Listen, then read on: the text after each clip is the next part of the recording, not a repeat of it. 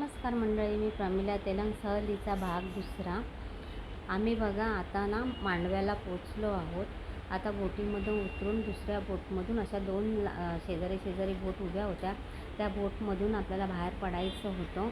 आणि त्यानंतर म्हणजे मांडव्याला आलो आहे आपण। मांडव्याला तिथे त्यांच्या जेटीच्या बस असतात, तर बसमध्ये जाण्यासाठी बघा हा ब्रिज आहे। या ब्रिजवरून आपल्याला पुढे जायचं असतं बससाठी।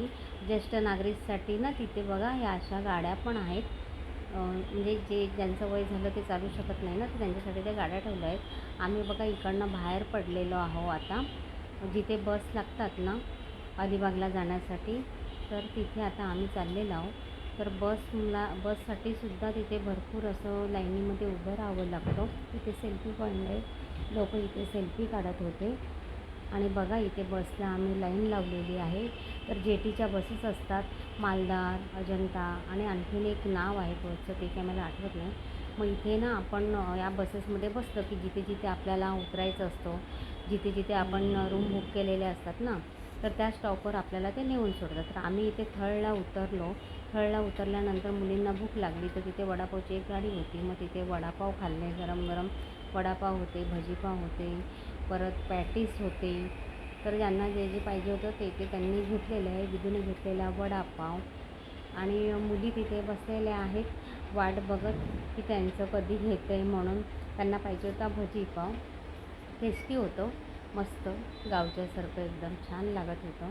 त्यानंतर खाल्ल्यानंतर आम्ही चाललो आहे आता जिथे आम्ही रूम बुक केलेली आहे ना, म्हणजे बंगला बुक केलेला आहे, तिथे आम्ही आता चाललेलो आहोत। हे आहे थळ। थळवरून आम्हाला जायचं आहे पातळीला। आता आम्ही पातळीला गेलो आणि फ्रेश झालो आणि जवळच एक बीच होतं।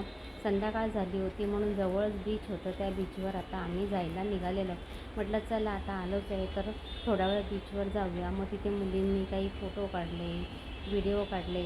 विद्या बघा तिथे व्हिडिओ काढते, मुली फोटो काढताना। संध्याकाळची वेळ होती त्याच्यामुळे कसं आम्ही जास्त वेळ तिथे थांबलो नाही, थोडंफार तिथे व्हिडिओ वगैरे काढले। छान असं समुद्राचं पाणी, स्वच्छ पाणी होतं बीचवर। बीच एकदम स्वच्छ होता।